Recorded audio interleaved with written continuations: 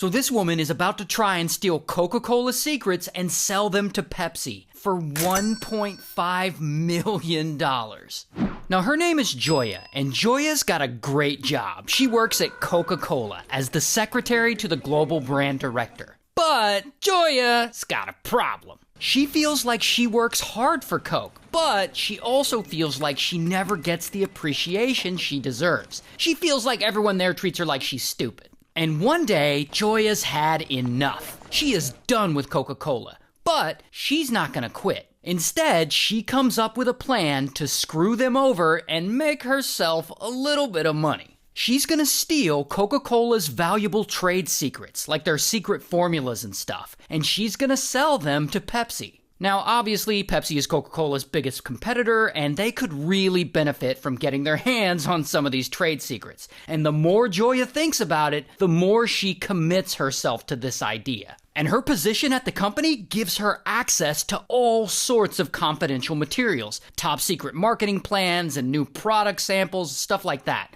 But there's an issue. Joya can't sell the secrets to Pepsi herself because she works for Coke and they'll be able to trace the crime back to her. So she decides she needs a middleman. And one day she's at Thanksgiving dinner with a bunch of people and one of her friends is there. This guy, Edmund. So she pulls Edmund aside and she floats the idea to him, like, I'm gonna steal Coke's secrets and sell them to Pepsi. And Edmund, he's an ex-convict. He recently got out of prison. So when he hears Joya's idea, he's like, aye. Then later, while she's at work, Joya collects copies of some highly confidential materials, and she starts taking these documents home with her.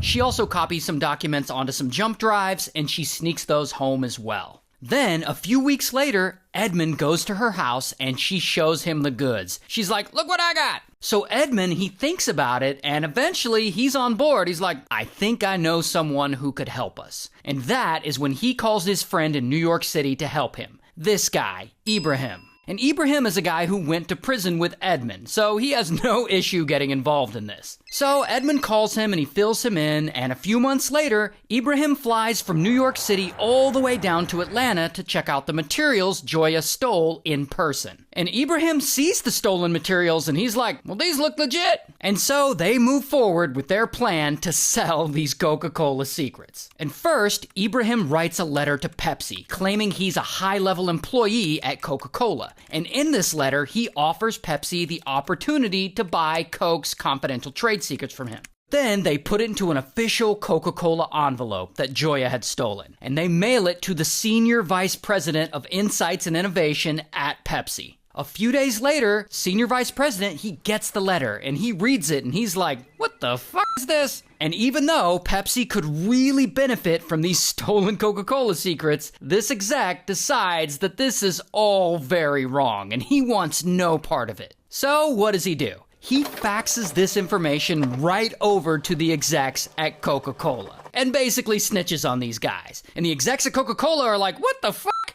And they immediately report all of this to the FBI.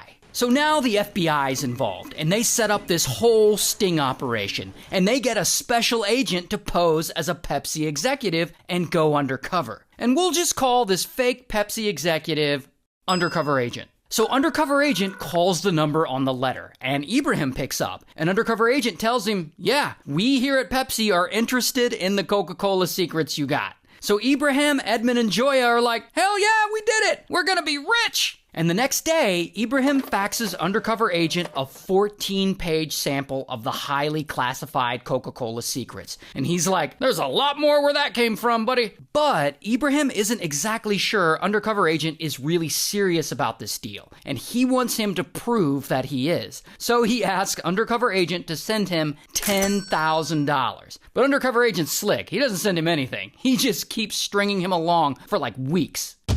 Until a few weeks into the negotiations, Ibrahim is really trying to make this deal go through. So he offers to get Pepsi, aka Undercover Agent, a product sample, like a flavor of soda that hasn't been released yet. Now, by this point, Undercover Agent and the rest of the FBI have been working hard behind the scenes to crack this case, and they've been looking at Coke employees who could potentially be involved. One of the employees they've been low-key looking at is Joya, because she's one of the few people who has access to all this confidential material. So, in the Coca-Cola building, they set up hidden cameras near her desk. And later, those cameras end up capturing footage of her stealing documents and putting them in her bag. And they also catch her stealing a product sample. Which, in this case, allegedly, the product sample she steals is called Coca-Cola Black, which is Coke infused with coffee. And at this time, Coca-Cola Black hasn't been released to the public or even announced yet. But anyway, then, undercover agent reaches out to Ibrahim and he asks him to set up a time when they can meet. And Ibrahim and Edwin and Joya, they have no idea the FBI is on to them. And they have no idea this Pepsi exec they're talking to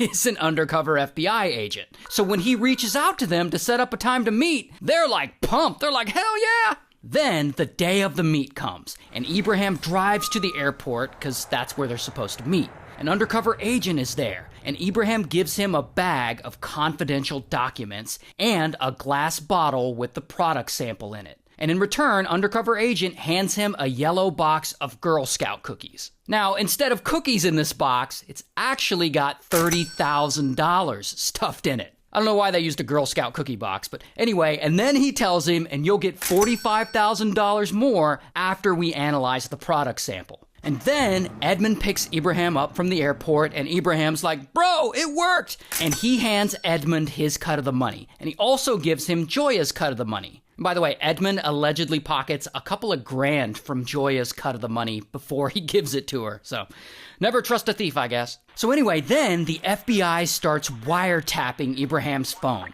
And they're recording all the calls and messages between Ibrahim and Joya and Edmund, and they're getting more and more footage of Joya sneaking documents into her bag. So their case is about to be airtight. And then the trio makes another move. Ibrahim emails undercover agent and he tells him that he has 20 more highly confidential materials in his possession. And undercover agent's like, cool, we want them. And they start negotiating the price. An undercover agent, posing as this Pepsi exec, he tells Ibrahim he'll pay him $1.5 million for these new Coca-Cola secret documents. And Ibrahim is like, fuck yeah! And so they set a time to meet up and make this exchange. A few weeks later, the time has come to finally meet. And Edmund drives Ibrahim to the meeting spot at a restaurant at the local Marriott Hotel, and Ibrahim goes inside while Edmund waits in the car. And inside the restaurant, Ibrahim sits down at the table with undercover agent, and they chat a little, and they agree on the amount one more time.